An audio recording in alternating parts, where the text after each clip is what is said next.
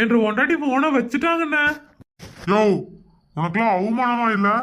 பொண்டாட்டி என்னையா போன போட்டா பேசிக்கிட்டே இருக்குது. எப்படியா இந்த பொம்பளையோட நீ குடும்பம் நடத்திட்டு இருக்கிற? எல்லாம் என்ற தலையெழுத்துண்ணே, என்ன பண்றதுண்ணே? யோ, உன்ற பொண்டாட்டிக்கு போனை போடு. அண்ணா, அவங்க பொண்டாட்டியாவது போன் எடுத்து பேசினாங்க. என்ற பொண்டாட்டி நான் போன் போட்டா மதிக்கவே மாட்டானே.